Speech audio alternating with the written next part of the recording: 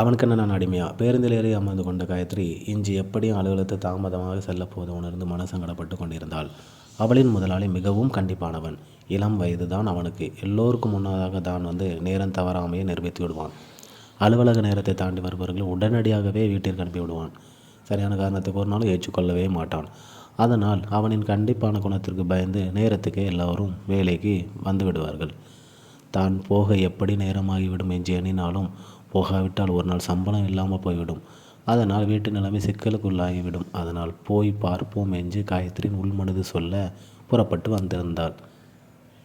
அண்ணே, பஸ்ஸை எடுங்கோ, வெயிலுக்கு நேரமாகுது. பொறுப்பில்லை, இன்னும் ஆட்கள் சேரணும், கொஞ்சம் புறப்படலாம். ஐயோ அண்ணா, போகிற வழியில் ஆட்கள் ஏறுவாங்க, காலமாக தானே, வேலைக்கு போகிற சடங்கு நிற்கும்.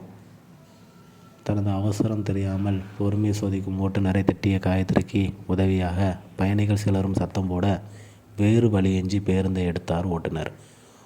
போ போ போ, வேகமாக போ. மனதுக்குள் பேருந்தை போக சொல்லி கொண்டிருந்த காயத்ரி அடிக்கடி நேரத்தையும் பார்த்து கொண்டாள்.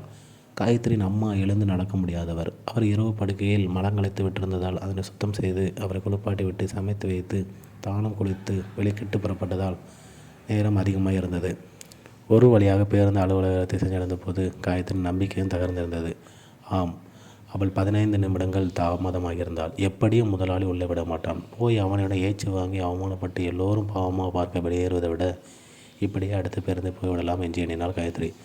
அம்மாவின் வைத்திய செலவுக்கே பெரும் பணம் செஞ்சு கொண்டிருப்பது எண்ணியவள் இன்று ஒரு நாள் மன்னிப்பான் என்று மன நம்பிக்கை கொள்ள பூனை போல் மெல்ல மெல்ல அடி எடுத்து வைத்தபடி உள்ளே வந்தாள் காயத்ரி. மனம் டப் டப் என்று அடித்துக்கொள்ள தன்னை தயார்படுத்தி கொண்டு வந்தாள் அவள். உள்ளே நுழைந்து வரவேற்பாளனியை பார்த்த காயத்ரி அவளின் புன்னகையால் அதிசயப்பட்டாள். ஏன் சிரிக்கிறாள்? அப்போ முதலாளி இல்லையோ என்று நினைத்தவாறே அவளை நோக்கிய போது அவளும் தலையாட்டினாள். நீ அதிர்ஷ்டக்காரிதான். முதலாளி, அதாவது பாஸ், இன்னும் வரல. ஓடு ஓடு, வேலையை தொடங்கு. அந்த ஆள் வந்தாலும் வந்துடுவான். அவர் சொன்னதும் பயத்தில் அடித்து கொண்டிருந்த காயத்ரியின் மனம் நிம்மதி அடைந்தது. பெருமூச்சு விட்டவாறே ஓடி சென்று தனது இருக்கையில் அமர்ந்து வேலையை தொடங்கினாள். அடுத்த ஒரு மணித்தியாலத்தில் அவன் வந்திருந்தான். அப்போது ஓரக்கண்ணால் அவனை பார்த்த காயத்ரி இவனுக்கு மனைவியாக போறவள் பாடு அவ்வளோதான் அப்படின்னு என சொல்லி தனக்குள் சிரித்து கொண்டாள். அவன் அருகில் வரவும் வேலையில் கவனத்தை செலுத்தினாள். அவளை தாண்டி சென்றபோது இன்றைக்கு லேட்டாக வந்த இவருக்கு என்ன தண்டனை கொடுக்கலாம்? எங்களை கலைத்து விடுவார். அவருக்கு மட்டும் தண்டனை இல்லையோ என எண்ணிக்கொண்டாள். தனது அறைக்குள் செஞ்ச அவன் சற்று நேரத்தில் திரும்பி வந்தான். யார் இன்றைக்கு லேட்டாக வந்தது? எல்லோர் முன்னிலையிலும் அவன் கேட்டபோது எல்லோர் வாய்களும் நீங்கள் தான் சார் என்று சொல்ல நினைத்து வாய்களை அடக்கி கொண்டன. இன்று கண்காணிப்பு கருவியை பார்க்க மாட்டான் என எண்ணியிருந்த காயத்ரிக்கு அவன் பார்த்துவிட்டு வந்துதான் கேள்வி கேட்கிறான் என்பது புரிந்தது. அவனாக பெயர் சொல்வதை விட தானே எழுந்து விடலாம் என காயத்ரி எண்ணும் போதே அவனே அதை சொல்லிவிட்டான். லேட்டாக வந்தாக்கள் நீங்களாக வெளியில் போயிடுங்க, நான் பெயர் சொல்ல வைக்காதீங்க. இதுக்கு மேல் இருப்பது சரியில்லை என கையை தூக்கியவாறே எழுந்த காயத்ரிக்கு கோபமும் சேர்ந்தே வந்தது. நான் தான் சார் லேட்டாக வந்தேன். ஆனால் நீங்களும் தானே லேட்டாக வந்தீங்க. அப்போ நீங்களும் வெளியில் தானே போகணும். எப்படி இவ்வளவு துணிச்சலாக, அதுவும் சம்பளம் தரும் முதலாளியையே எதிர்த்து கதைத்து விட்டாளே என்று எல்லோரும் ஆச்சரியத்துடனும் பயத்துடனும் காயத்ரியை பார்க்க அவளின் முகமோ கோபத்தில் சிவந்திருந்தது. அவளின் கோபத்தை எதிர்பாராத அவனும் ஒரு நிமிடம் அதிர்ந்து போய் நின்றான். தொடர்ந்து அவள் பேச தொடங்கிய போது அமைதியாக நின்றான். என்ன சார், உங்களுக்கு ஒரு நியாயம், எங்களுக்கு ஒரு நியாயமா? இது என்ன கூத்து? உங்களுக்கு பணம் இருக்குது, எதையும் ஆட்களை வச்சு செய்வீங்க. ஆனால் எங்களுக்கு அப்படியா? நாங்கள் தான் எல்லாம் செய்யணும். ஒரு 10 நிமிஷம் லேட்டாக வந்தால் என்ன குறைஞ்சா போயிடுவீங்க? இது ஒரு நிறுவனம், இதில் பெரிய கட்டுப்பாடுகள். உங்கள் வேலையும் வேண்டாம், ஒன்றும் வேண்டாம், நான் போகிறேன் சொல்லிவிட்டு கழுத்தில் கிடந்த நிறுவன அடையாள அட்டையை கலைச்சி அவனின் காலடியில் வீசிவிட்டு வெளியேறினாள் காயத்ரி.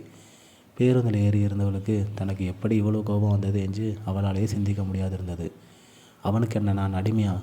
சிந்தனை எழுந்து மறுபடியும் தான் செய்தது சரியே என தனக்கு தானே சமாதானமாகி கொண்டாள் காயத்ரி. வீட்டுக்குள் நுழைந்தவளுக்கு வீட்டில் சில மாற்றங்கள் ஏற்பட்டு இருந்ததை உணரக்கூடியதாக இருந்தது. தாயை ஒரு வேலைக்காரை கவனித்து கொண்டிருந்தாள். ஆச்சரியப்பட்டவரை தாயின் அருகில் போனவளை மகிழ்ச்சி பொங்க வரவேற்றாள் தாய். நீண்ட நாளின் பின்னர் தாயின் முகத்தில் மகிழ்ச்சியை கண்ட காயத்ரியின் மனமும் நிறைவடைந்தது. யாருங்க, உங்களை யாருங்க வர சொன்னது? அம்மா, யார் இவங்க என வேலைக்காரியிடம் கேட்டாள். கேள்வி கேட்டபடி தாயின் அருகே அமர நினைத்த வேளையில் வாசலில் ஒரு பெரிய வாகனம் வந்து நின்றது. அதிலிருந்து இறங்கியவர்கள் வீட்டிற்கு தேவையான தளவாட பொருட்களை இறக்கி கொண்டிருந்தார்கள். வெளிகள் வியப்பில் ஆழ்த்த இங்கே என்ன நடக்கிறது என்று காயத்ரி யோசித்து கொண்டிருக்கும் போதே அடுத்த மகிழுந்தில் காரில் வந்திறங்கினான் இவளின் முதலாளி. காயத்ரி தாண்டி தளவாடங்கள் வீட்டின் உள்ளே செஞ்சு கொண்டிருக்க அவனையும் அவர்களையும் ஆச்சரியத்துடன் பார்த்து கொண்டிருந்தாள் காயத்ரி. காலையில் காயத்ரி பேருந்தில் ஏறிய போது அவளை பார்த்துவிட்ட அவன் அவளின் தாமதத்திற்கான காரணத்தை அறிய அவளை வீட்டிற்கு சென்றிருந்தான். அங்கே அவளின் தாயாரை சந்தித்து அவர்கள் எதிர்நோக்கும் பிரச்சனைகளை அறிந்து கொண்டு அதை நிவர்த்தி செய்வதாக காயத்ரி தாய்க்கு வாக்கு கொடுத்துவிட்டே அலுவலகத்துக்கு தாமதமாக வந்திருந்தான்.